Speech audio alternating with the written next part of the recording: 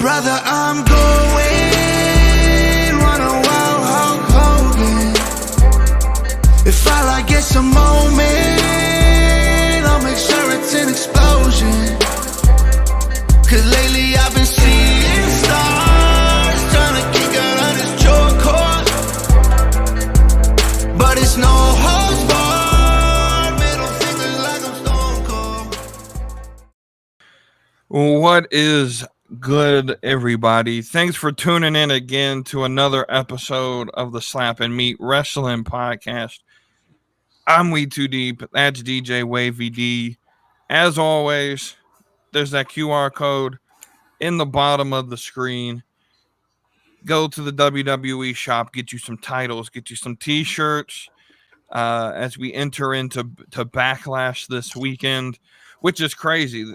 I didn't even plan to do a review show. I completely forgot about Backlash. I'm being completely honest with you.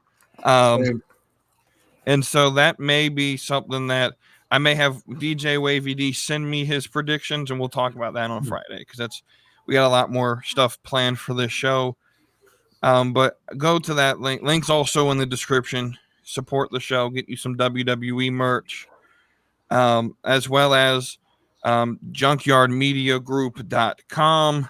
I have a new blog post up that I just put out there. The website lied. It's not a 1-minute read. I don't know what speed they think people read at, but it's about a 3-minute read. It's a good article there, junkyardmediagroup.com. You can also get the Beyond the Junkyard podcast. The link is on junkyardmediagroup.com as well. They're live on YouTube Thursdays at 9 Eastern every single week. I think they got a good show coming up. They're reviewing AEW this week from the last few weeks that they've missed. Reviewing it, so I'm sure it's going to be a good show there on Thursday.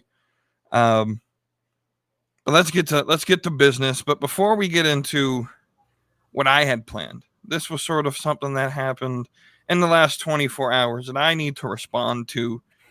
Wavy D said he's going to let me cook. Yeah, so ISO. I'm gonna sit in the corner. I'm a sit here, and this is my response. We're going to try to make this as quick as possible to Junkyard James of the Beyond the Junkyard podcast. He made an episode. He's starting to do what he calls solo dolos. Don't know where he came up with that name. It is what it is, but and where he's sort of by himself.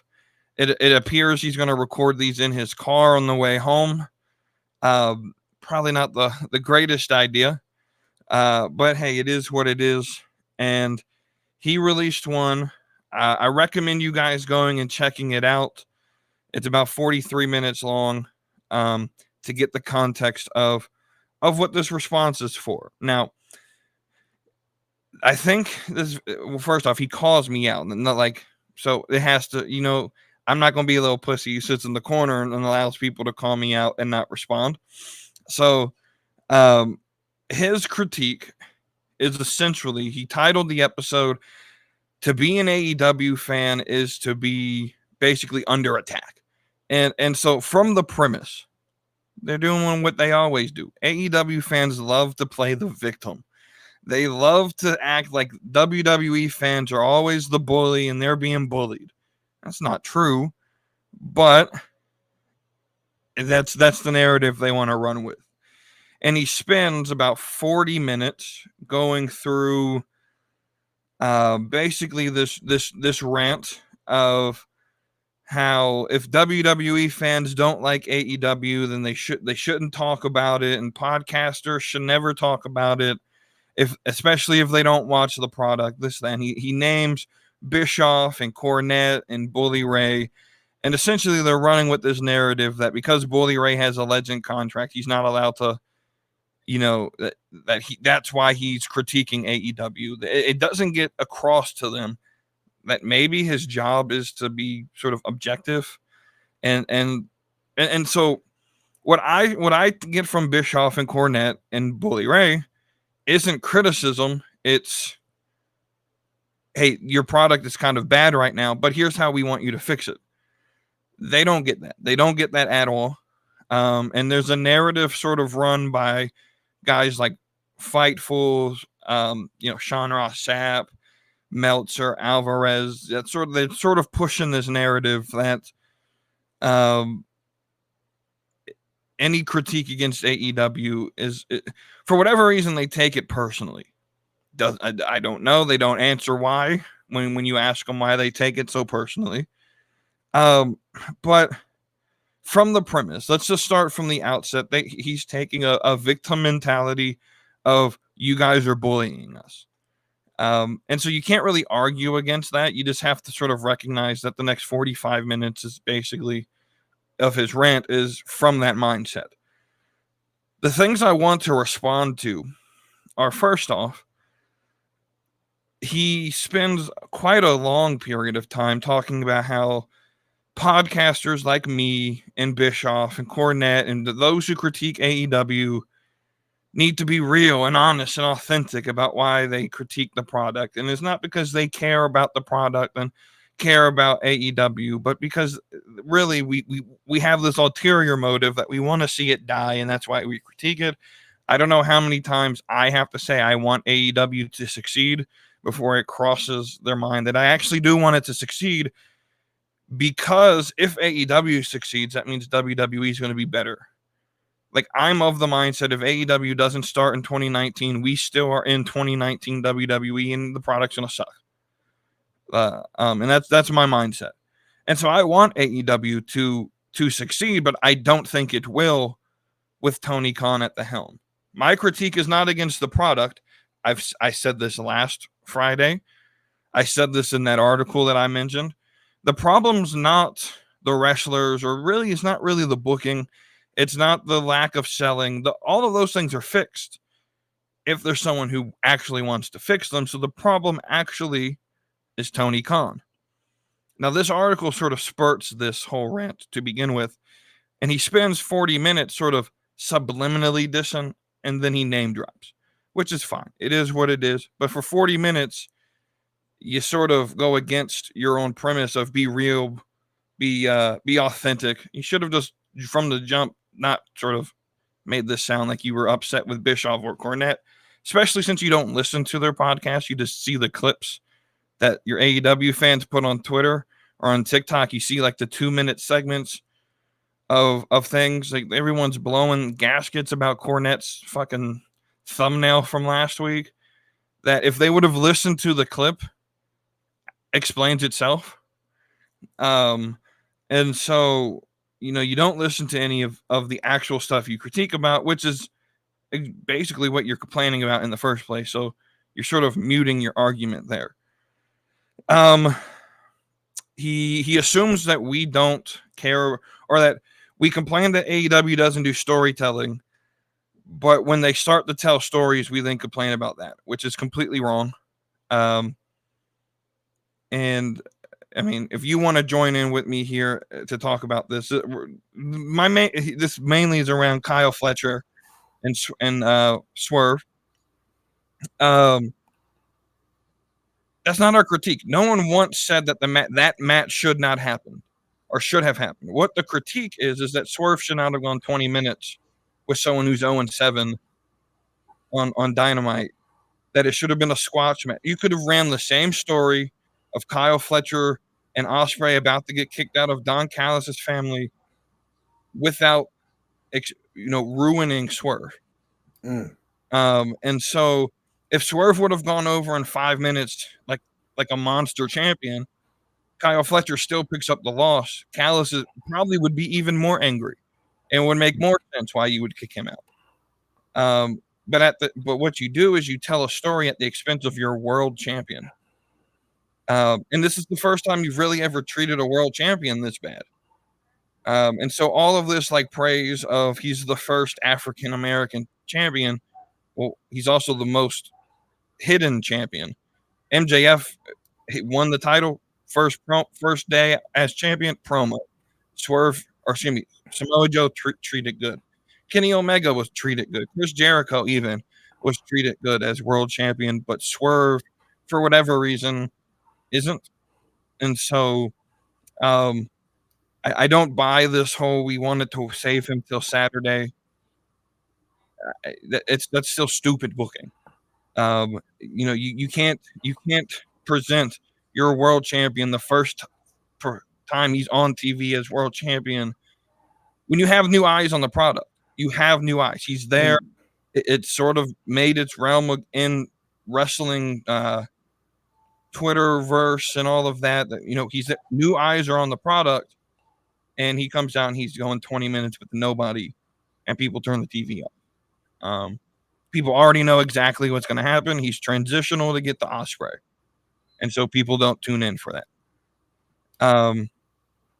So that's the argument. The argument isn't that he fought Kyle Fletcher. The argument is that he went 20 minutes with Kyle Fletcher, and Kyle Fletcher looked stronger than Swerve. And so you're not really telling story. Again, you're using a Japanese storytelling method, how they do in New Japan, where the match is the story, and it doesn't work for an American casual audience. I heard it said today, I forgot, I think it was on Bischoff's show, that no, it was another thing. Bischoff and them at some point, they were talking about Mercedes Moné and how she's not really good on the mic, which is going to hurt AEW, which is what is hurting AEW, because the American wrestling fan requires storytelling to be done on the microphone rather than in the ring. And no one in AEW can really cut a promo to save their life. And so, yeah, I mean, I don't really have much critique of the show itself. He has the right to have the opinion he has. I think he's wrong on a lot of issues. I think it comes from a place of emotion, and I get it. You're tired of people critiquing your product, but if Bischoff and Cornette and Bully Ray and Booker T and all of these people who have years of experience in the industry is all saying the same thing, I think there's a problem there. And the fact that no one wants to listen to it, and you're seeing it as criticism and not trying to benefit the business. Bischoff isn't mad that he doesn't even want to work for AEW. Like, people think he's mad that he doesn't have a job, and he doesn't care. He wouldn't work for them unless they would let him stay. He's in like Wyoming or wherever the fuck he's at. He's already said he doesn't want to travel. He doesn't want to move to Jacksonville. He's happy where he's at. He doesn't want a job with AEW. But I think the part that irritates me the most is he's saying that podcasters like me, like you, like Bischoff, like JD and all of that, that if we don't like the product, we should stop talking about it. But that's quite literally, that's JD's job. He gets paid to talk about wrestling. That's Bischoff's job. That's Cornette's literal job. That's what people pay him for. For us, less so, we make our money other ways, but even still, I treat this as if it's a job. I don't get paid for it, but I believe the listeners deserve to hear what's happening in AEW. And what I'm selling my product is my take on that, on the AEW product. Oftentimes it's on the behind the scenes stuff because I don't watch the show. So I don't think it's fair to critique the booking as far as what we see on TV. But you've stated yourself numerous times since January, you've watched the product at least twice a month. I've watched the pay-per-view in the last 2 weeks of Dynamite. I'm trying to get into it, but what it really comes down to is casual fans want to get into AEW. They really do. I think that's I'm going to shout out the Casual Wrestling Podcast. Nerdy D and Milwaukee Mike, they just said that they're going to give it 90 days to watch it on their last episode. Casual fans want to watch it. They want it to do good because it makes WWE better. It gives us more content to talk about. But when you have the fans of AEW who essentially are gatekeeping the product from us, if you don't have our ideas, you can't be a part of our inclusive club, then fine. If you don't want me here, then I won't watch the product, but that's only going to hurt AEW. And at the end of the day, the biggest, like he said something about like every time Tony Khan does an interview, blah, blah, blah, blah. Like, he tried to defend him calling WWE the Harvey Weinstein of wrestling. Like, let's talk about that for a minute.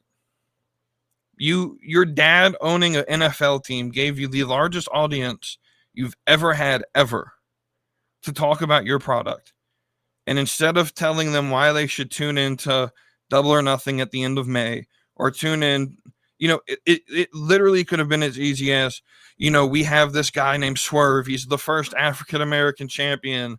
He's really good in the ring. He's a fighting champion. Tune in this Wednesday to watch. Oh, I'm wearing this neck brace. Yeah, we got these guys named the Elite who did this to me. See how I respond on Wednesday. But rather than promoting your own product, you take a shot at WWE for no reason at all, and you say the most out-of-pocket shit. Like, it's that stuff that is going to hurt the company more than anything else with AEW. It's not the product. It's not the booking. The show has gotten a little bit better than what it was the last few years. You can tell they're working on trying to be more storyline based. But when you have an owner who's so wrapped up in just trying to personally, I think he thrives off of these shots that he has. It's like, it almost feels like he has to make these shots toward WWE to right. And you have a company that basically they go, sort of week to week off of these jabs that they make at WWE. It makes it hard for someone who supports WWE to want it comes off as high school, childish stuff. And I don't necessarily have time for all of that. And so, if that's how Tony Khan wants to act, if that's what gets the pop, then I just won't participate in it. And then the last thing is he makes a thing about, Nick Khan selling all his stock.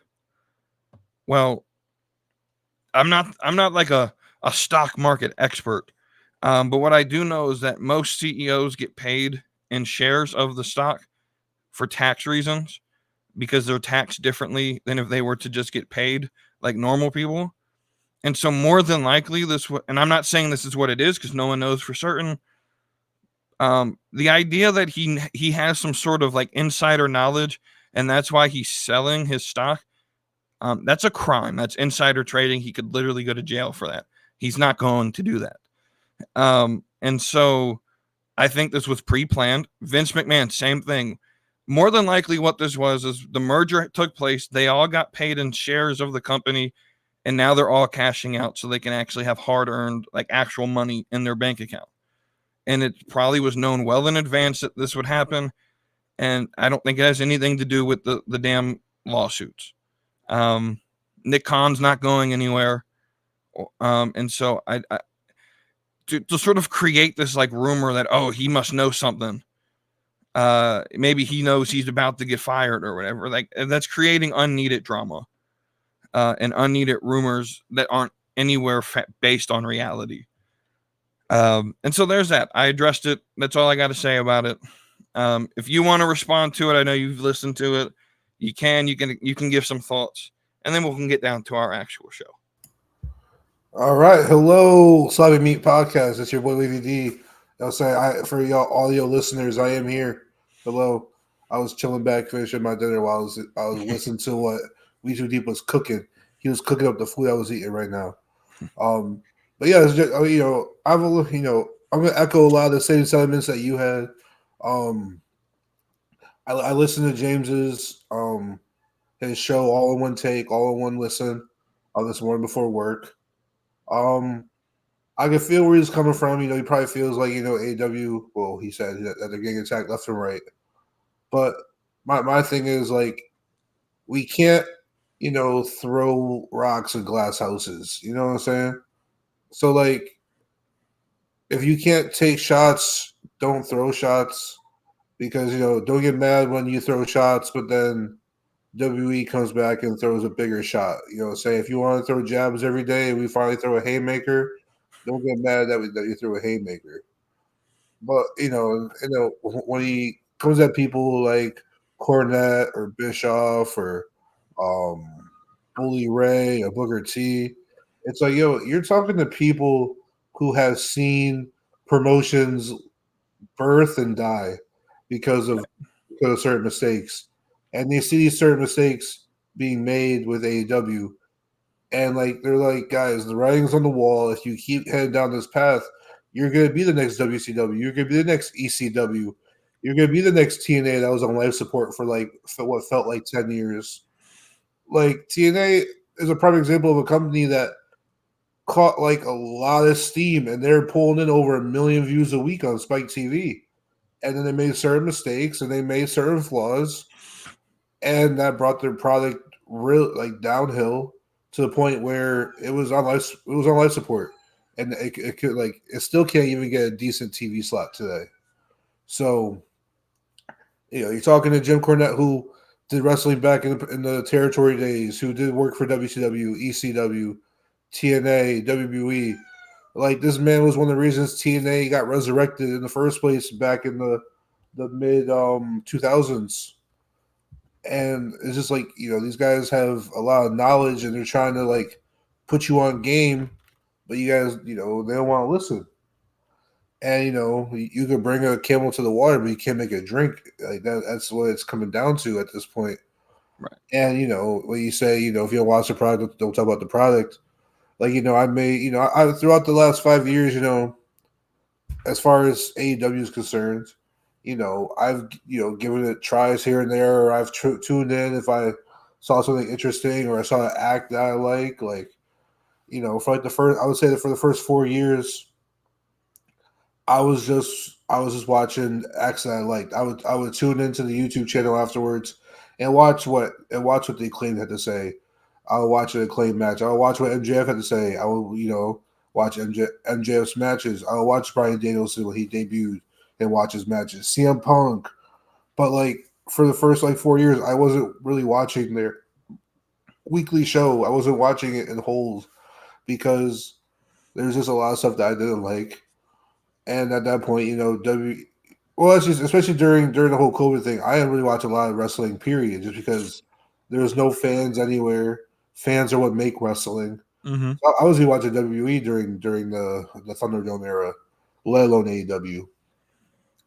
But then, when fans came back for, what was it, the WrestleMania the following year? Was that the first event they had fans? Yep. That's kind of when I started tuning back into wrestling. I was a diehard before that.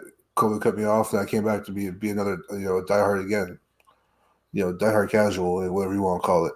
But, and then when it comes to AEW this past January, I tried, New Year's resolution. I was like, if I'm going to be on this podcast, if I'm going to talk AEW, I want to be more knowledgeable about the product. So, like, I've been watching at least two Dynamites a month. You know what I'm saying? If I'm not out at the club or the bar hanging out with friends on Saturday nights, which is a terrible time for a weekly show. But anyways, that's besides the point. I'll tune on to Collision. Shoot, this past weekend I was at the casino with my friends. We were in the hotel. We were pre-gaming, watching the Celtics game. And guess what? I was one of the lucky viewers who was a part of your planned run-in from the basketball game to have a big viewing for your Collision show. And guess what? We were listening to music. Didn't really pay too much attention to the show. But I kept it on in the background, and I was watching this, the matches or whatever. And so I'm trying to give you all some support. I'll even keep the show on. I'll keep Diamond on at home. I'll watch it. Sometimes I tune out because I'm not really a big fan of what's going on. But I keep it on the TV, and I try to get involved in it. But there's a lot of times I can't. And then specifically when it comes down to the Swerve and Fletcher thing, they're saying that it's a story about the Don Callis family and Fletcher's going to turn on them. Well, it's like, why Swerve have to be involved in that? You could have done the same thing in a match against somebody else, or even in a number one contenders match, or even, and also like, how do you open the show? I can't remember this cat. How do you open the show? The Fallout show for your pay-per-view, and Swerve is not, welcoming the crowd. You know what I'm saying?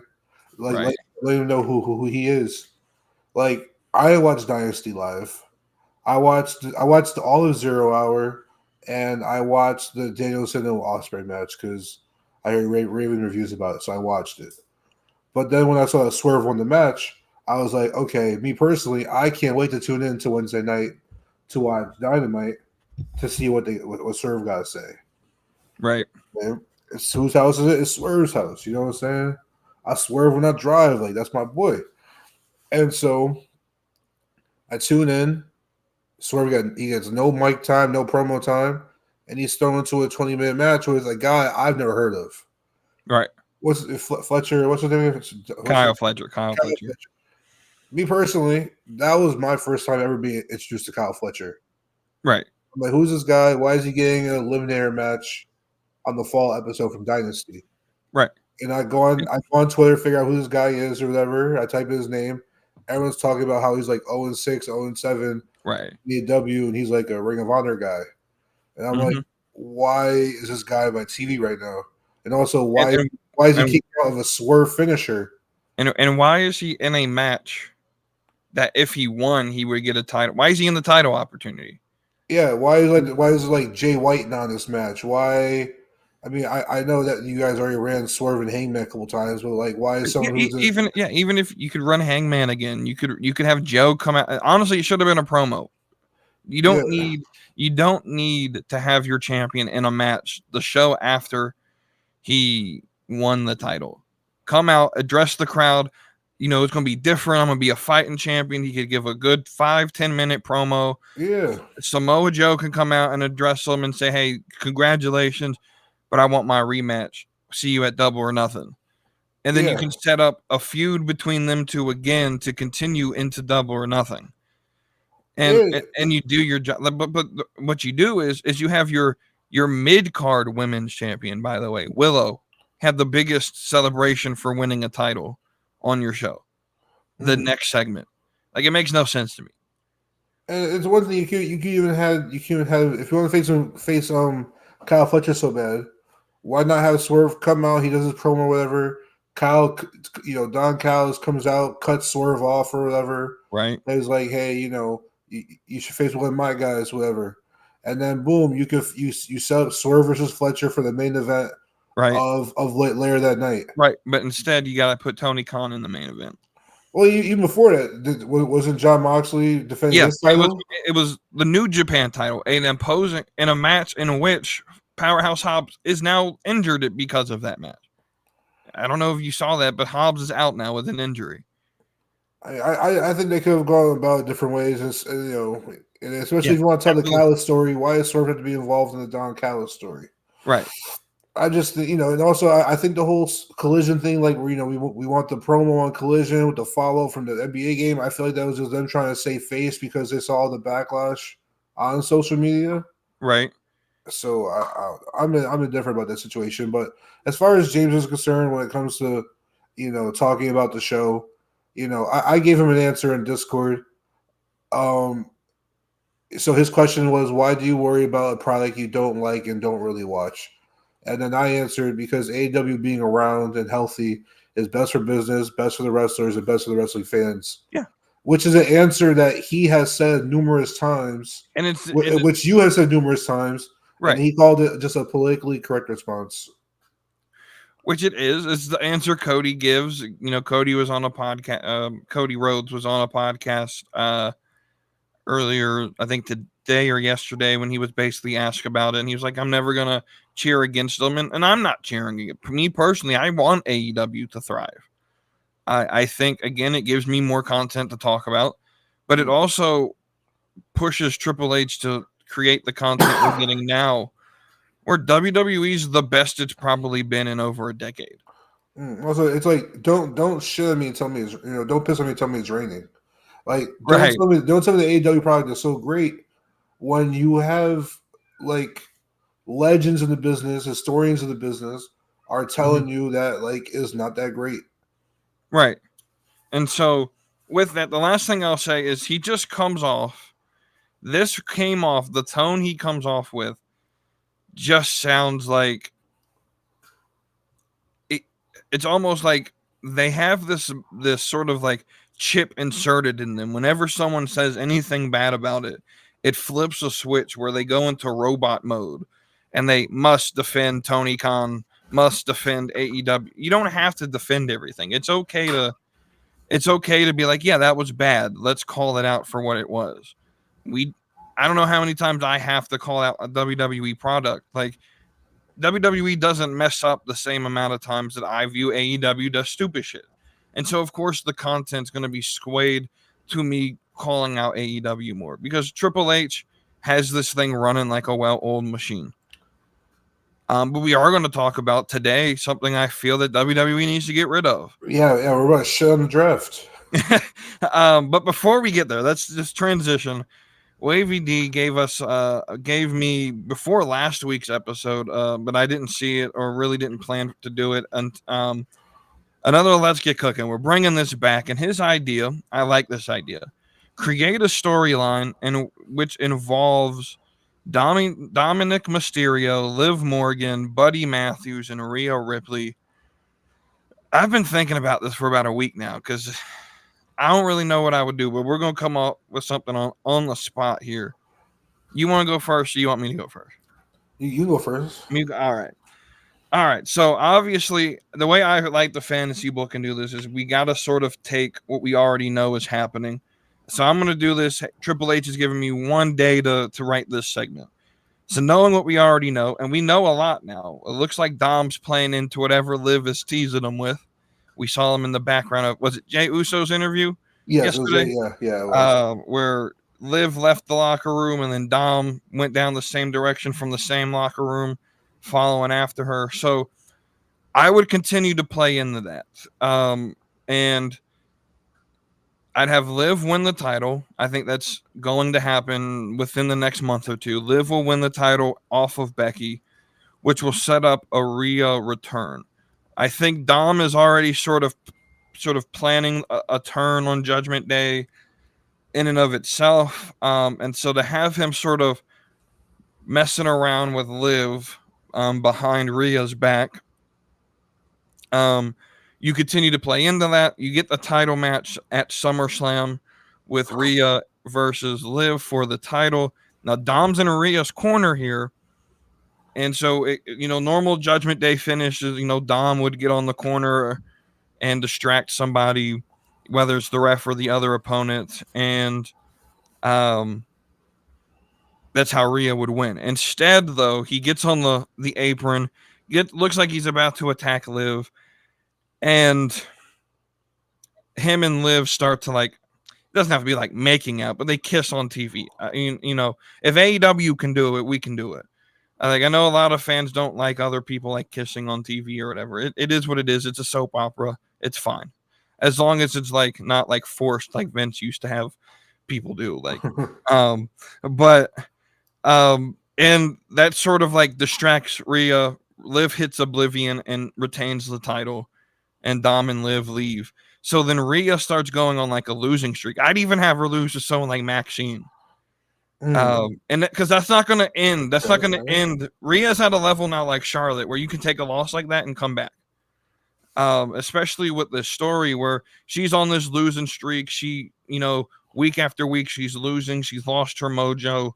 And so she's getting ready. She's about to enter Adam Pearce's office to basically hey, if I'm not good enough here on Raw, demote me to NXT is what she's basically going to do.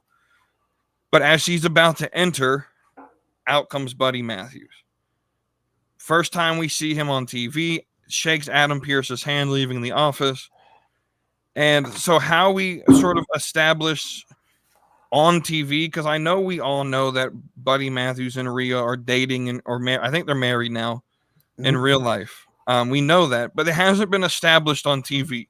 And so personally for me, I'm not a big fan of we know Tiffany and Kaiser are dating in real life, but there's nothing on TV that would ever establish that they're in a relationship on TV. So they have to establish that first. And so same thing goes here. And so I would have something to where Rhea gets a final opportunity to win back her title. Adam Pearce is going to give her one more shot. And so the same thing sort of happened. I'd have this happen either at Bash at Berlin or whatever comes after that. It's probably going to be like Crown Jewel or something. I don't know what September's pay-per-view is. I don't think they've announced anything yet. And the sort of finish sort of happens again where Dom distracts Rhea, but then Buddy Matthews comes out, attacks Dom, and then this could sort of lead into sort of the winner where it ends in a winner takes all champion. So what I would do is with Buddy Matthews, I would give him the WWE Speed Championship. So then it's a winner takes all. So Liv is women's champion, Buddy Matthews is speed champion. If Dom and Liv win, they get the both belts. If Rhea and Buddy Matthews win, they get both belts basically. And I'd have Rhea go over then to sort of have the good guys go out on top. It's about the best as I can do. It's really hard to insert Buddy Matthews because he's basically a new signee. And for me, I want to make a logical sense as to why him and Rhea are together on TV, not just because, you think of your like casual fan who isn't on Twitter, who doesn't follow this. They don't know that they're together. So you got to establish that. And so I'm sure WWE can be a lot more creative than what I just came up with. But I'm interested to hear what you cooked up. All right. So my cooking is still in the draft stage. I'm still drafting up ideas. But the main premise of this is, so you have Dom, you got Liv and Rhea, and you have them almost like a little love triangle. Okay. But it's forming while Rhea's out. So okay. yeah, we have Dom following Liv around, and and I think so. If you recall, Liv and Dom and Rhea have never like kissed on TV. Right. They've always been like holding hands or huggy or like massage the shoulder or whatever, but like they never kissed on TV. So what I think you do is you have Liv is saying how she's gonna take everything away from Rhea, right? Right. And so what I think you do is you have Liv show Dom even more attention than what Rhea was giving him. So like you're getting, Dom getting a kiss on the cheek or like a kiss after the match or whatever. Like he's walking, him and JD are walking back up the ramp or whatever, and like Liv meets him in Gorilla, and it was like, oh, that was such a good match or whatever. He did such a good job, and like kiss him on the cheek or whatever. And we still see Dom as like this like little punk kid. Like we still see him as like a pretty he's like 27 or whatever. Right. We still see him as a kid. Right. And so we're like, oh, this man Dom, he's shot, he got a new shorty, trying to raise up a new shorty. Right.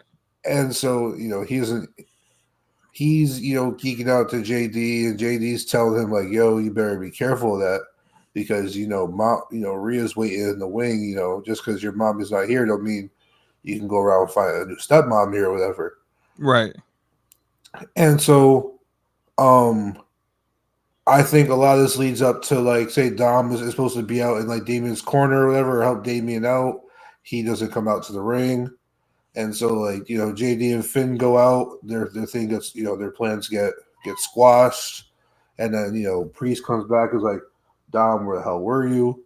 And then Liv was like, oh, he was just with me or whatever. And then so eventually you build this Dom and Liv storyline up a little more. And then eventually I still don't know if I want to keep the title on Becky, have her lose it clean, or have her lose it to injury or whatever, like vacate it because of injury. I don't know. Because, I essentially I want Becky to take an injury angle and take some time and go home and like chill her family or whatever. But let's just say Dom helps Liv beat Becky for the title. So Liv has the title. Dom helps Liv get it, and then they're chilling or whatever. And we fast forward, and we get a return of Rhea Ripley. And then Dom sees Rhea before Liv sees Rhea. Say Dom's walking into the arena, and he gets out the car or whatever. He's walking into the arena, and waiting for him at the entrance is Rhea Ripley. Mm-hmm. And now we're like, dang, Dom looks like he sees a ghost or whatever. and then he goes back and like tells Liv, and then so now we got all three people back on the show together, right? And then Rhea's telling Dom how you're nothing without me. You better choose wisely. Pick your side wisely or whatever. And then Dom is he ends up picking Liv or whatever. And then Rhea lashes out and says, "This is why you're nothing more than a glorified cuck, anyways." Mm. And then so then we get the Liv versus Rhea match, where Dom interferes and costs Rhea the match, gives it to Liv, and then and then Buddy Matthews debuts shortly after or whatever, and then I guess at the rematch. So now we're at what? So I assume it was Backlash and then Backlash Money in the Bank, the SummerSlam. It's Backlash, King of the Ring, Money in the Bank.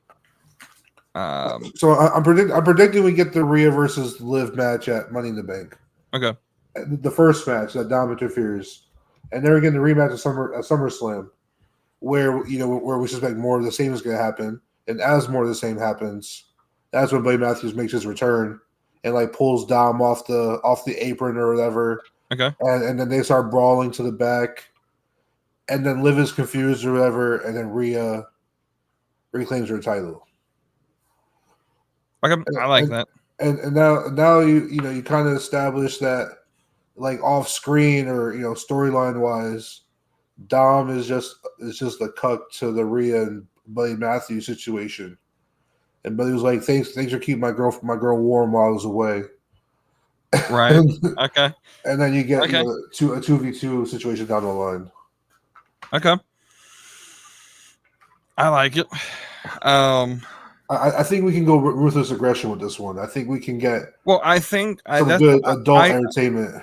I think Triple H is slowly going to introduce that, especially with Raw, as we head into next year with the Netflix deal. I think Raw is going to be super. I don't want to say like Attitude Era, but I think it'll be like PG-13 type television. I think they'll get a little bit more risque in what they but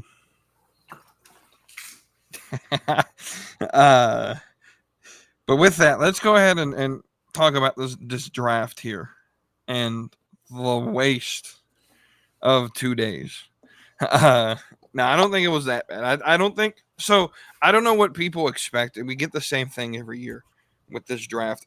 And so for me, my first critique is I think we need to stop calling it a draft, because it completely goes against the definition of what it means to be a draft.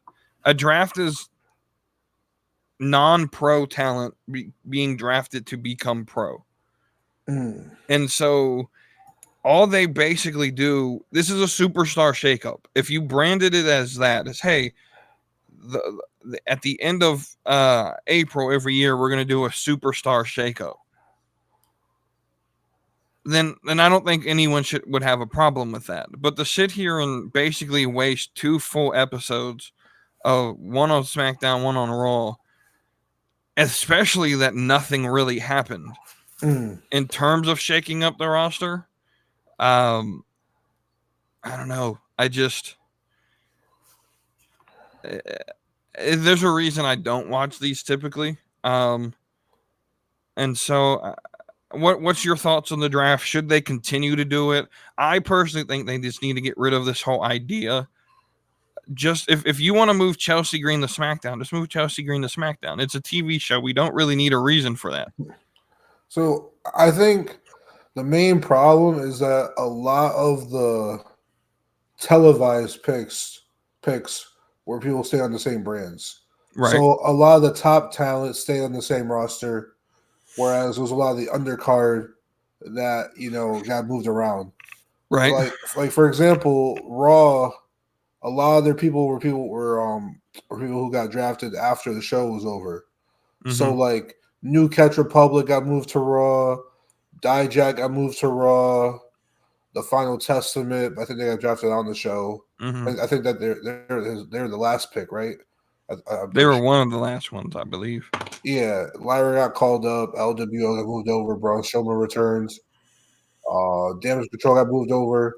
So there's a few factions that got moved over.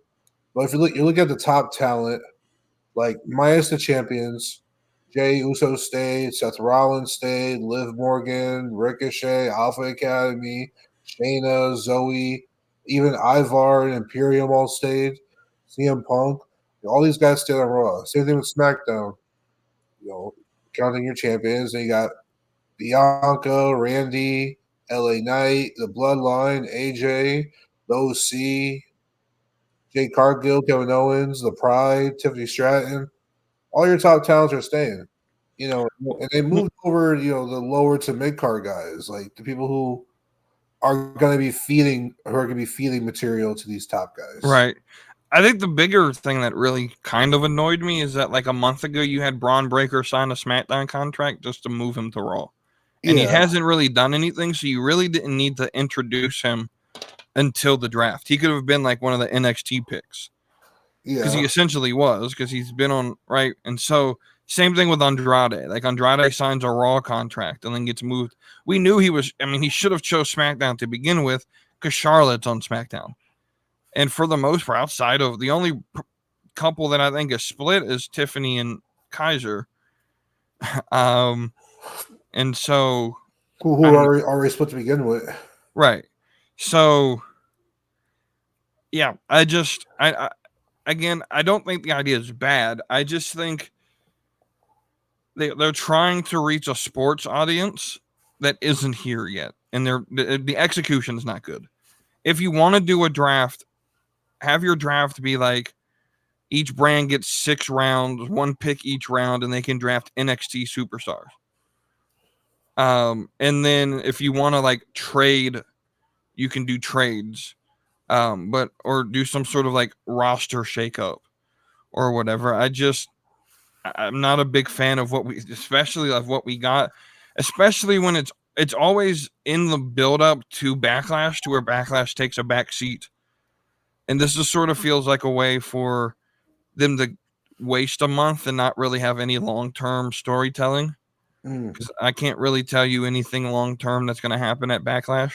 And I almost feel kind of bad now because like the French crowd, they get a pay-per-view for once and it's basically like an afterthought. Yeah. And so I feel bad. Like it's going to be a banger. These matches are going to be really good, but I just feel kind of bad for that crowd that the build up to it just isn't necessarily the greatest. What are your thoughts on them moving a lot of the feeder talent? So a lot of the undercard, so like a lot of guys are going to be people who don't really get a push or are new people or right. Like Tegan Knox got moved, Giovanni Vinci got moved, Apollo Crews, it's not gonna fucking matter, to be honest with you. Like, when was the last time Apollo Crews was on TV? That's what I'm saying. The tag division got shaken up a little bit. You got DIY on SmackDown. So we get some new feuds. Like, I'm excited. Like, with Becky as champion, Becky, I think is going to start doing this thing where she's to start doing like open challenges, and it's going to be like someone like Maxine Dupree. Like she coming into the Battle Royal to win the title. Becky sort of did that promo, which I really like, where she grabbed the mic and basically cut a promo walking to the ring. And she stopped at Maxine and was like, "Hey, this is your first opportunity. Tell them why it shouldn't be your last." And I mean, Maxine did pretty decent in that match, by the way. Like, she's really improved. It just shows you what happens when you allow people to develop, instead of sort of like pushing them before they're ready. She still got booed by that crowd on Monday last night. She did the thank you, and they all went boo. Look, so I mean that is what it is. You can't really control the crowd, but yeah, I think eventually, once the turn happens with Gable, I think they'll manufacture a way for her to get cheered. And I know you're a big fan. You're a big fan of both of Lyra Valkyria and Blair Davenport. I'm not the hugest fan of the two of them. Blair is a definite no for me. Like, it was a legitimate surprise that she got drafted. I don't understand it. I think I want to believe Triple H is petty, and that it was because Blair Davenport used to be Will Ospreay's girlfriend. And I want to believe it's like a pettiness move. That, like, hey, your ex-girlfriend's out here grinding the grind you don't want to do, and so we're gonna push her. I'd like to believe that's what it was. I don't think it is. I think this was something. She just wasn't built. Like, she lost her last like 3 or 4 matches in NXT. And even when she was there, like, I don't really necessarily, no one really cared for her. I'm not a big fan of Blair, to be honest with you. Lyra sort of got over with the Becky feud with me. I still think she has some work that she needs to work on. She would definitely benefit from a mid-card title in that women's division to give her something to fight for, because she's not main event talent yet. But the one I'm super excited for, especially on Raw, is Kiana James. I think she's going to be the best out of those 3 women. I think she's in line to become someone like what Alexa Bliss did, where, like, Alexa Bliss didn't really shine well in NXT, but she got to the main card and sort of got pushed to the moon. And I think Kiana is going to be treated the same way. Damn, is the only NXT call-up SmackDown got Carmelo? No, SmackDown got Blair. And Blair, okay. That's right. But damn, Raw got Kiana James, Lyra, they got Dragunov. They technically got Braun Breaker. Dijak. That's crazy. Yeah, Blair and Carmelo, yeah. Damn. Yeah, I don't. So if you had to judge which brand did the best, I mean, it's got to be Team Red, right? I definitely do think Team Red has the better roster, right? Especially heading into SummerSlam, right? But I do think SmackDown has potential post SummerSlam. Okay, so I definitely think SummerSlam is going to be very heavy Raw featured matches, right? I think what's really exciting for me is, like I said, with Becky giving these open challenges, like I think she's going to do, it's going to be like Maxine. And so, like, Dakota's over there now. And so the potential of, like, Dakota versus Becky sort of excites me a little bit. Not saying Dakota should win the title, but that's an interesting feud as you're building sort of Liv versus Rhea. Because part of me sort of, maybe they don't put Liv in the title picture and it's just Liv and Dom until Rhea comes back. Part of me believes they could go that route. Well, I don't know. It's we'll have to see. It's an interesting thing that could happen. I'm looking over the SmackDown roster now. I think we're definitely getting the Bianca and Jade Cargill tag team championship run. Absolutely, because they fluffed up the women's tag team division on SmackDown. They brought over Candice LeRae and Indy Hartwell. They brought over Chelsea Green and Piper Niven. Right.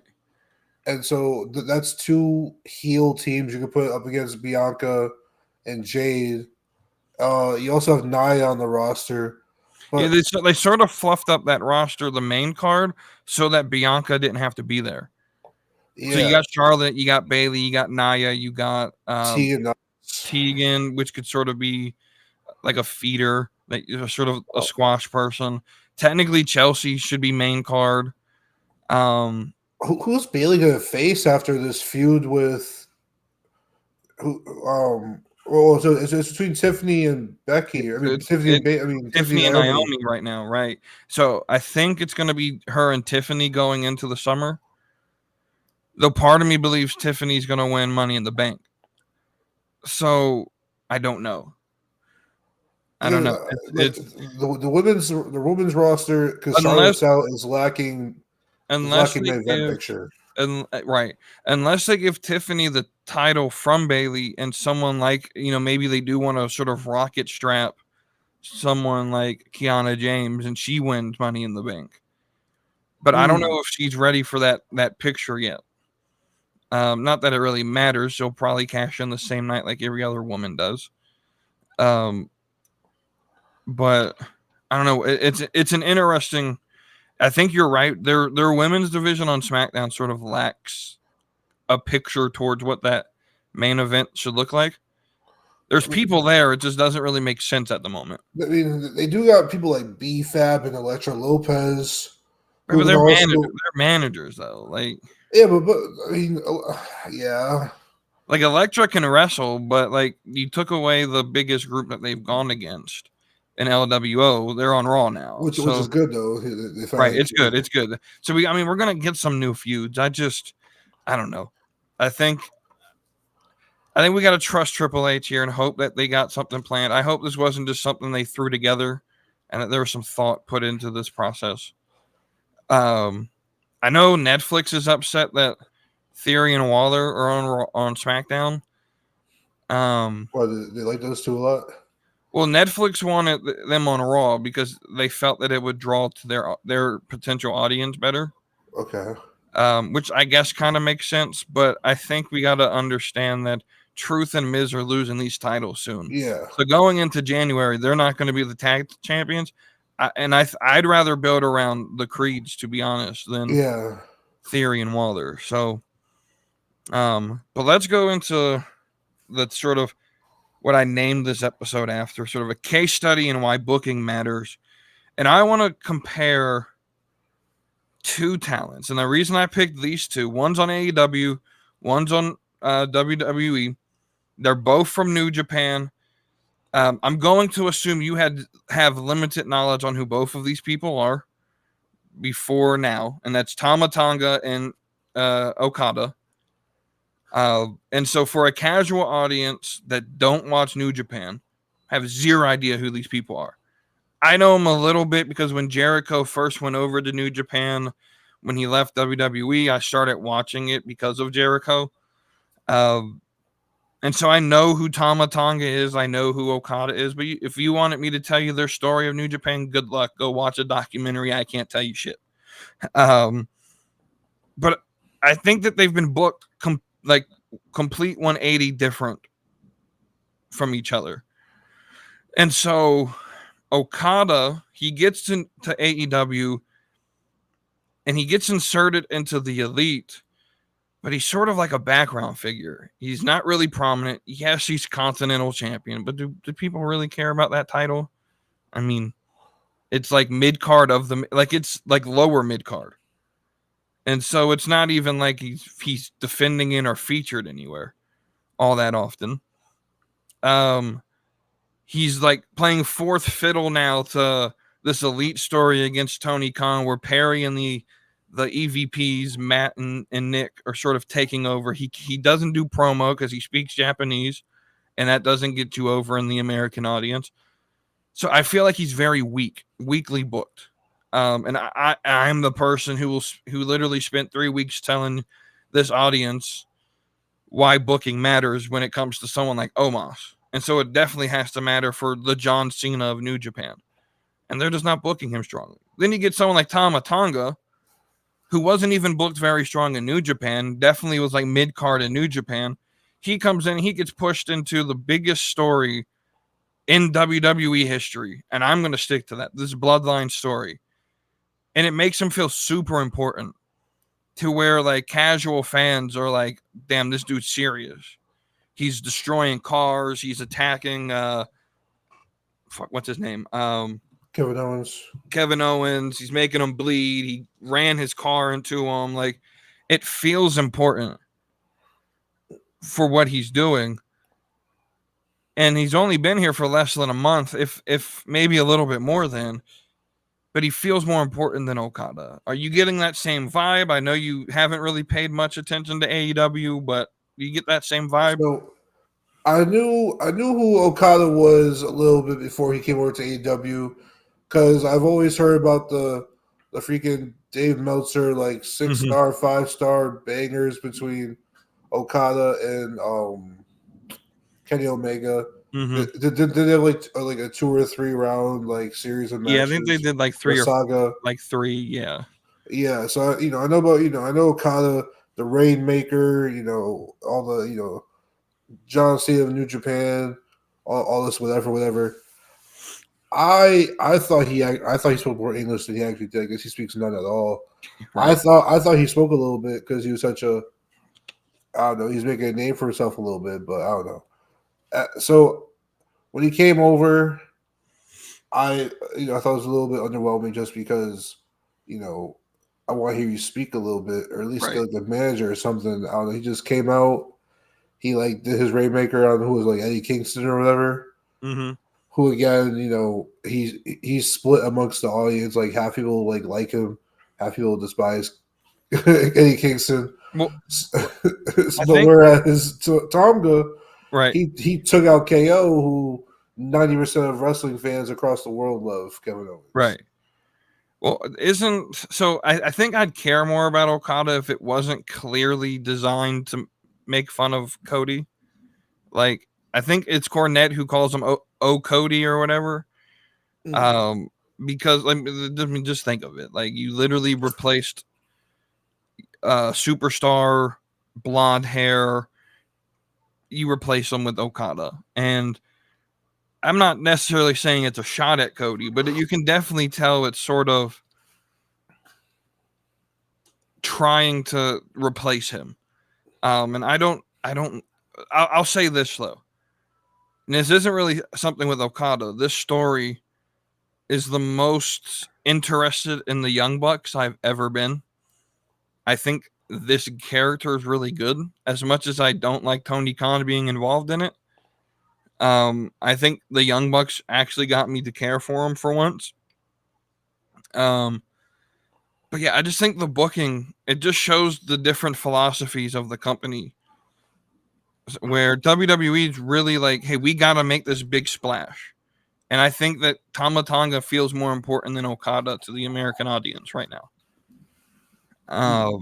Especially going into, there's rumors that Roman and Cody are going to fight at SummerSlam now instead of Mania because they feel the bigger match is Cody versus Rock at next year's Mania. And so, I mean, that adds a whole different aspect to it. Roman's probably going to show up here in the next few weeks to build towards Saudi Arabia. I don't know. That story just makes Tama Tonga, I had when I heard the rumors that they were going to insert him to it, I kind of thought the casual fans would shit on it because they had no idea who it was. But because of how WWE got him over and made him feel important, casual fans are in love with Tama Tonga now. And so I just think it shows how I've always said it. You can have the most charisma, you can be the best, most athletic, but if they don't book you the correct way, no one's going to care about you. And so, I'm not saying Okada is an afterthought. I just don't think that they necessarily care enough to make him the star of the programming. They're doing the same thing to Jay White. I think Jay White should be in the title picture. There's no reason he should be in a trios. Yeah. Fighting for the trios championship. The Ring of Honor trios championship. Right. Well, I think they're unified now because they have them both. Yeah, they are unified now, yeah. And so I don't know. Like before Tonga got called over or signed over, wasn't he like mostly a tag team wrestler? Right. So his I don't know if it's his brother or his cousin, Tangaloa, I think is what his name is. I think they're brothers. They and then there's a third one. It's called the Gorillas of Destiny. There's a third one. Hikaloa, I think, is the third one, who's also rumored to be coming to WWE here soon. I know Jacob Fatu. Jacob Fatu got signed. But so he was one of the original like members of Bullet Club. And so, but though I guess it would help to explain that like everyone in New Japan's part of a faction. There's Yeah, like I know that, yeah. there's like three main factions, and everyone's a part of one of them. Yeah. Which I actually kind of like that idea because it gives you like a team to pull for. And so like I don't know, I kind of like that idea. I kind of don't. Yeah, I remember you talking about it last year before I was on the show. When I was listening to the show, you were talking about the team thing and how WWE was kind of making more factions. But Right. And they sort of stopped. We sort of just stayed with the same, bloodline, Judgment Day. You got LWO, you got Imperial, Legato, you got a few in NXT, but the Tony D'Angelo family. Chase You know, U. Chase U. I'd like to see. I don't really know how you do it with all of them. With everyone on the roster to join a team, that would be kind of difficult. But it's an interesting idea. But I think So back to the main point, I think it's interesting how you got two guys coming from New Japan. One's AEW, one's WWE. They both been here for a short amount of time. Caught a little bit longer, like maybe like a month longer or whatever. Right. But both relatively just got here. And one was a superstar over there. One was a mid Carter over there. And now they're both on the shows. And one is getting a little more love from the crowd than the other. Right. Right.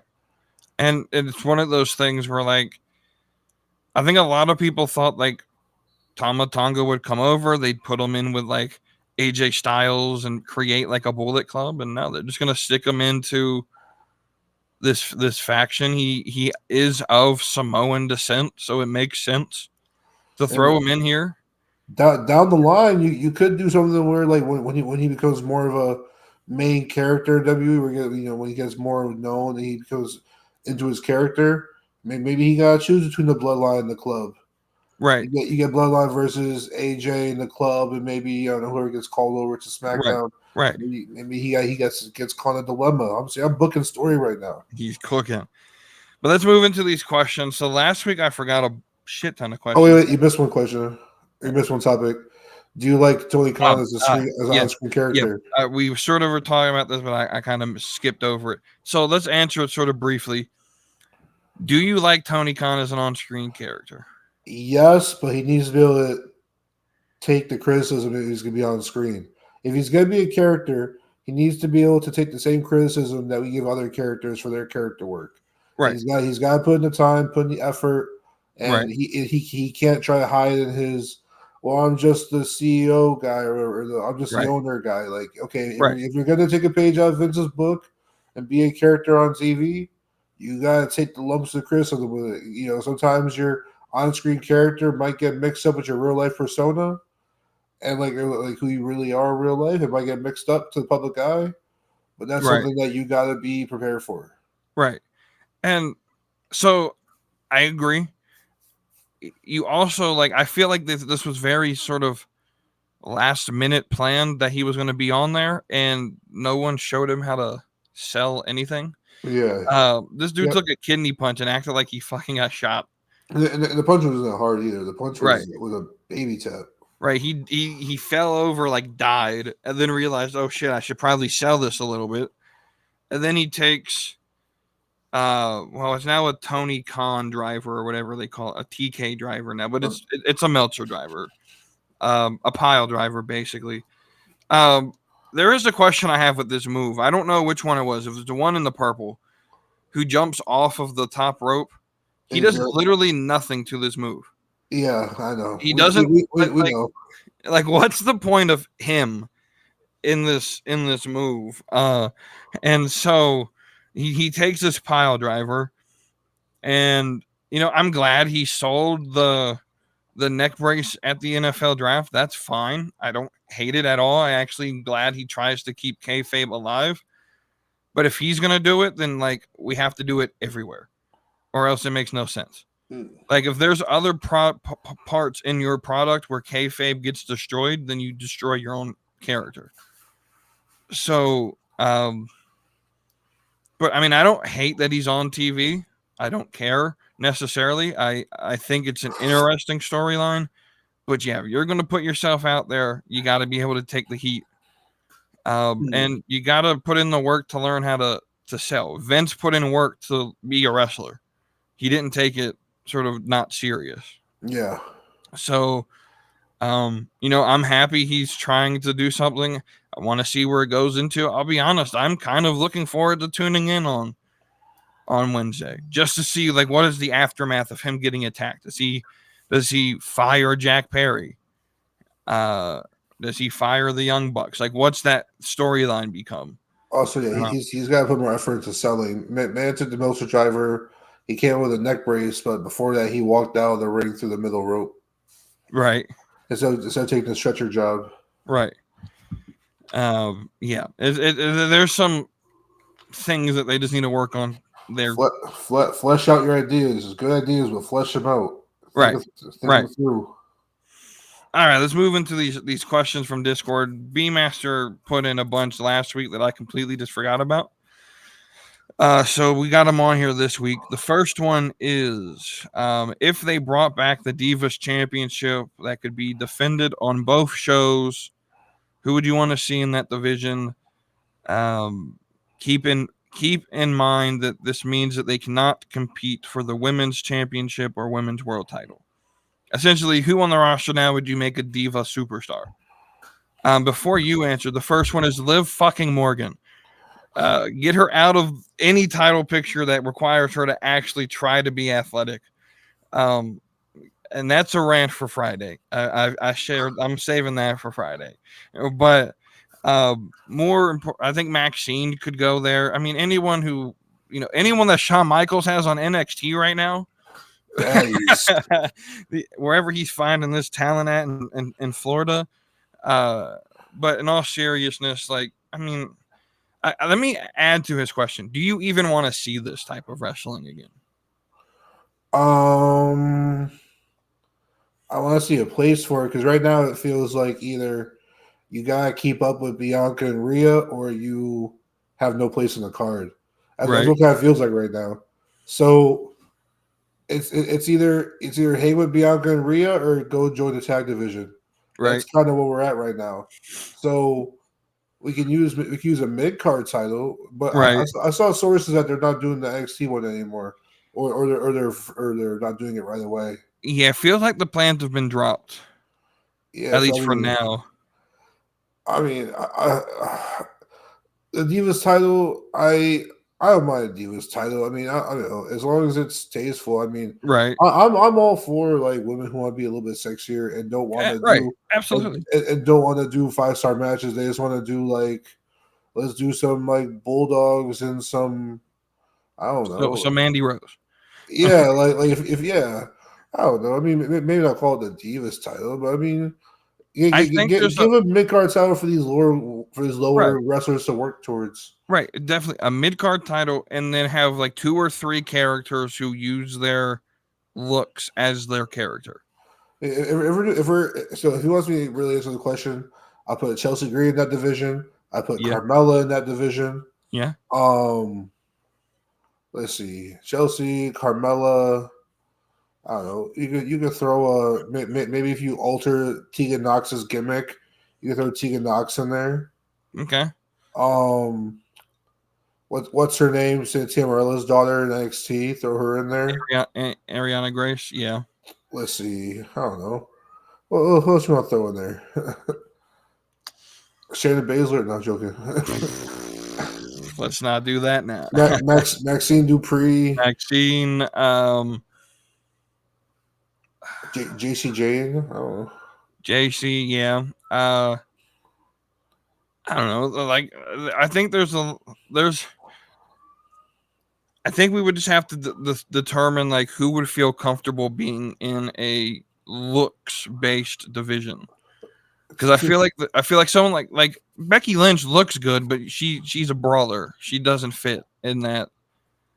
Now Tiffany Stratton has the looks in the character work, but she's a really good wrestler. Right, and so like I wouldn't put Tiffy there because I think she could handle Rhea or Bianca and stay in that title picture. Bro, after them pictures Bianca put out this weekend though, of her and Jade and like their denim fucking cutoff shorts. Bianca Belair is a looker that I think people sleep on. Word. Wait, but he's like, what are you talking about? Instagram? Yeah. Mr. Bianca.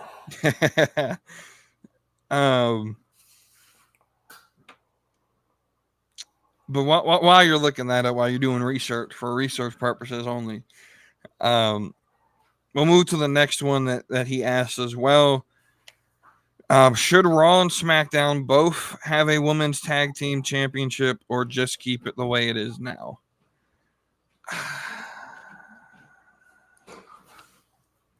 You want to start with this one? Because I'm about to hurt some people's feelings. I'm getting rid of the women's tag team championship. So his question is, should Raw and SmackDown both have a tag team title for the women? No. My answer is get rid of them altogether. They have no plans to actually make them feel important. And so I'm scrapping the whole division. And also, like right now, NXT doesn't really have any women's tag teams right now either. Right. Like I know, when they're building up their women's tag team division, they had their own tag team titles. Yeah, they actually had a division.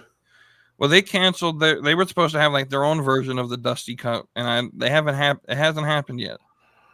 Well, yeah. So, but back when Toxic Attraction was down there holding the women's tag team titles, right? They had a whole division based around the women's tag team in NXT, but as soon as they combined the titles, that like division disappeared.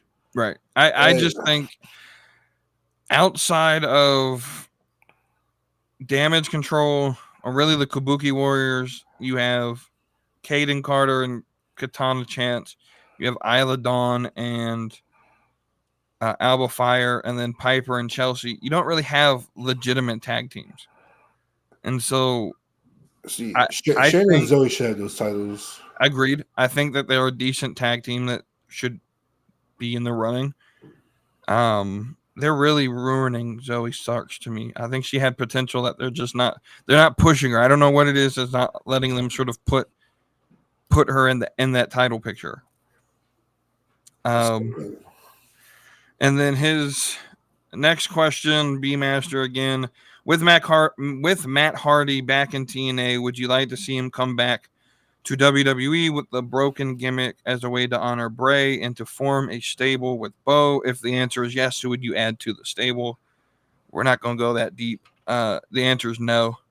The broken gimmick died in 2016. To me, it's I don't care about it anymore. It's just I think it's time for the Hardys to retire. Absolutely. I think it's time for both of them to retire. I think we got to get what 96. Oh yeah, probably even longer than that. Didn't they start at like 14? They kind of lied to get in the door. Yeah. But I mean, yeah, I think we have to let them rest at some point. Like, I feel like we're so stuck, especially this like attitude generation, where they're so stuck on the nostalgia of the Hardys still wrestling and Edge and Christian still wrestling, that we basically just want to see him die in the ring. And Matt Hardy over the last 2 or 3 years has sort of lost a lot of his ability. I'll just put it that way. And so like when he showed up on TNA, I was like, are we really feeling it? Like, do we really want to see this gimmick again? Yeah, I was like, TNA, don't go back down the same road right now. Like, I'm bringing out the old washed up guys. Right. I mean, Matt, Jeff, it's time for retire. As far as like bringing him back to like honor Brey or whatever, honestly, I don't want to see the Uncle Howdy gimmick anymore.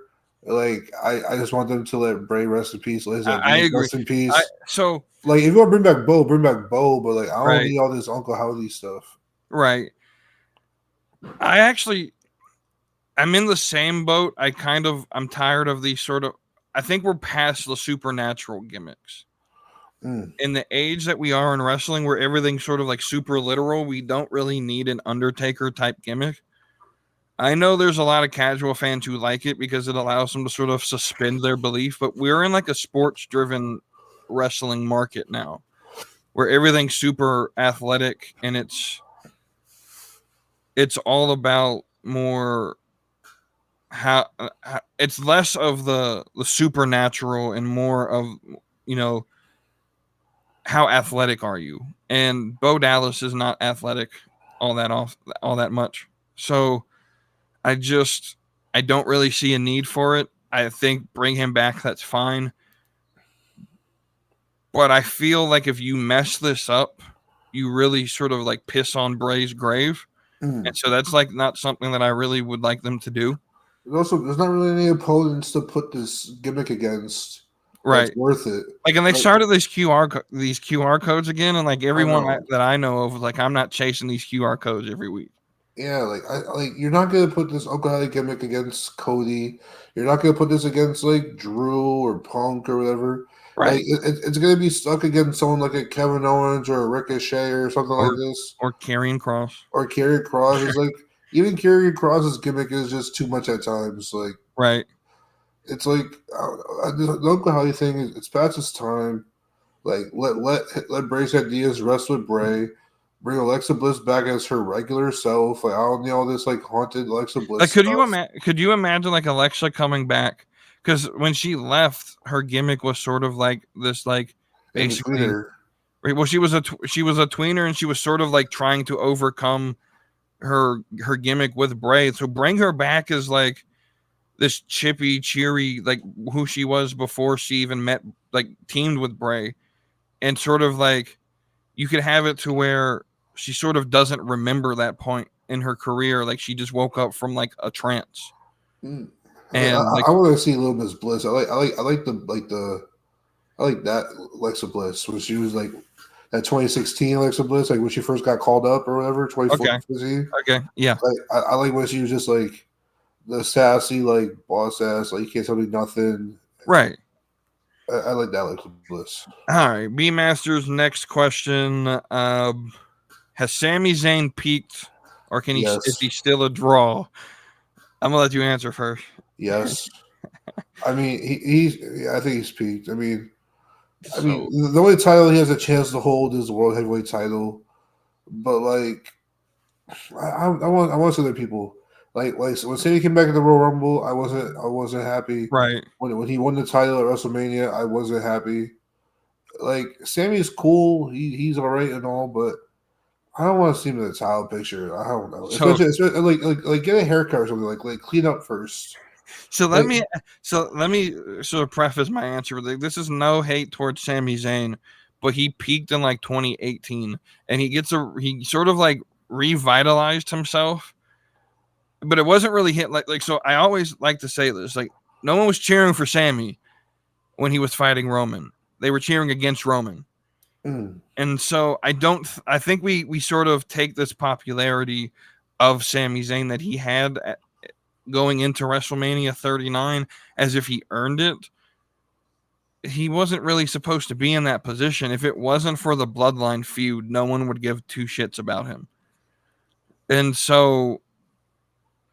I mean, I appreciate the work he did in the Bloodline. I think he sort of revitalized his career. Yeah, I was feeling Lucy. But I don't even think that was him peaking, though. He had already sort of plateaued and was just sort of hanging on the coattails of that story. And then as soon as he drops out of it, no one cares about him anymore. And so this is no hate towards Sami Zayn, but honestly, if he disappeared from TV, I don't think I would notice. And two, I don't think I would actually care, to be honest with you. I think Sammy would definitely benefit from a character change and maybe like a attire change. I just like he just looks too sloppy to be my world champion. Like the beard, the hair, like get a haircut, trim the beard up a little bit. Right. Sweatpants in the ring. But I hate to say this, but like I feel like who he is right now fits AEW perfectly. I can see him be AEW world champion. I don't know. Like even the AEW world champion is just too much for him right now. You think so? I just think he just looks sloppy. Like I don't know. Like at least like Kevin Owens. I agree. At least I agree. 2014 Sami Zayn, where he was like he had like the shorter beard, and and he wore the hat. It and was he had the hat right when he first sort of got to WWE. He wore tights, actually. Yeah, I like that Sammy Zayne. All right, so then Kara asks a question here: who is one wrestler from the past and one present wrestler that you cannot stand? So I'll start with the person from the past that I cannot stand is, I don't know, this is kind of hard because for me, I like to differentiate the character from the actual person. And so like there's no one that I actually hate in wrestling. From a personal level. I don't know. I guess I'll be honest. Like I would just go with the past, and I'll say the Undertaker. And I know a lot of people liked Undertaker, but I really didn't care for the gimmick. Especially like the zombie wizard funeral planner. Like I'm sorry, I'm not into supernatural stuff. And so like American Badass was my favorite Taker, and even then, like I didn't necessarily cheer for him. So it's not that I hate him. I like Mark Calloway the person. I just don't get the gimmick, and so we'll put that one there. Let's see. When I was a kid, characters that like I used to groan when they came out, like really like go away heat or like just go away, get off my TV, was like the Great Khali because he couldn't wrestle. Bro, he couldn't walk. Finley because I knew it was gonna be like headlocks like mania.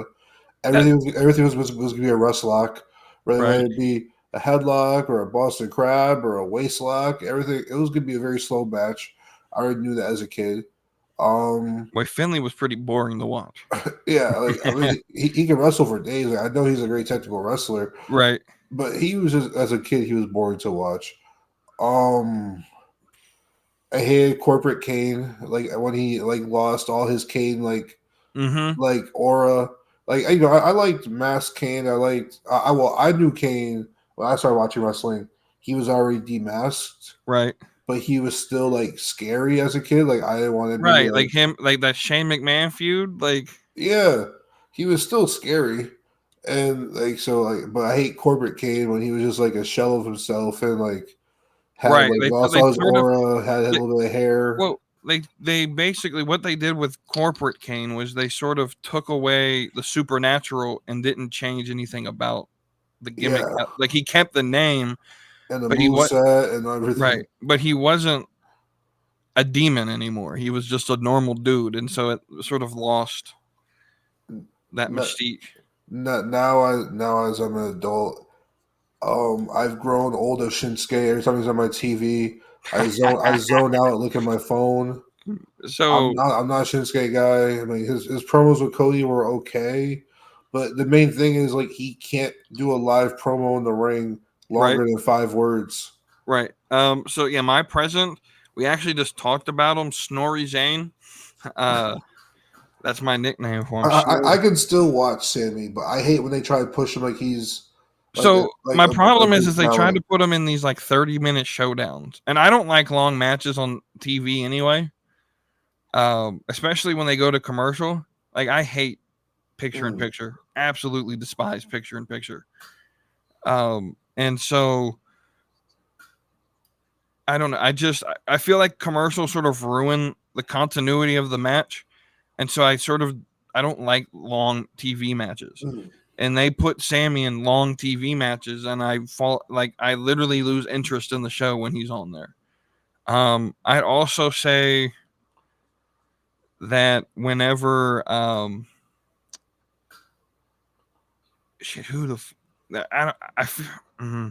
hate to say this, but like Bobby Lashley sort of bores me too. I feel like he had this like the New Day. I'm fucking tired of this gimmick as well. I'm definitely I need something new for the New Day also. Yeah, especially I get tired of New Day versus Imperium like 3 times a month. Right. But yeah, New Day needs something new. They need to revitalize themselves. Absolutely. All right. And so we're going to end this like we always do with Thirsty Tuesday. So we'll announce our winners from last week. Let me pull up my bracket because I done forgot who won off the top of my head. All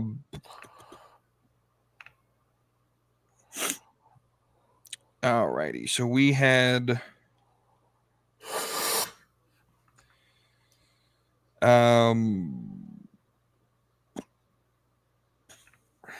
Cora Jade won. She beat Fallon Henley. Alexa beat Kiana James. Ariana Grace beat Rhea Ripley. And then Jasmine Nix beat Becky Lynch. I can't believe Ariana Grace swept Rhea. Right. I didn't expect that to happen. Like, straight swept. So this week's matchups, let me pull these up. Some of these you may have to look up. I don't know how much, but we're going to start with AEW's Mercedes Moné versus NXT's Lola Vice. You gave Mercedes a chance this week.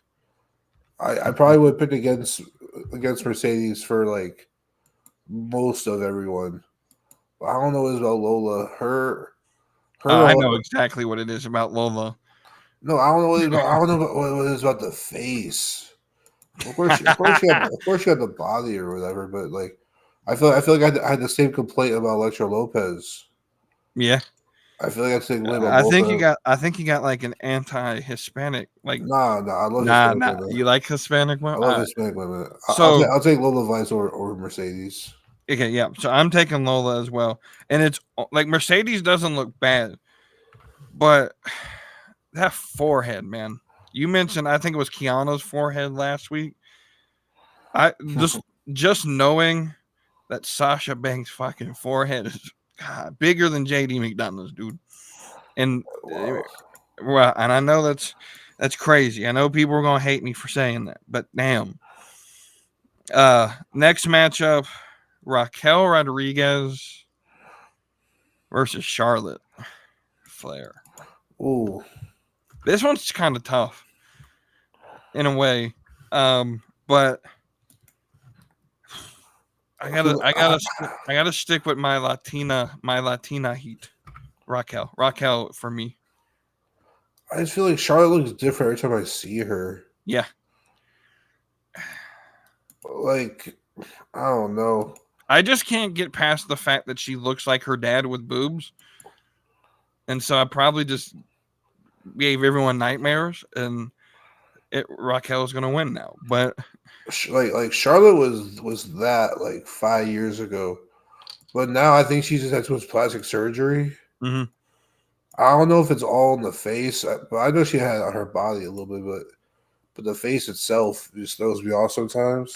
Right. Because like I don't know if you know this WeTooDeep, but like white people don't age as gracefully as like. Oh no, I thoroughly know this.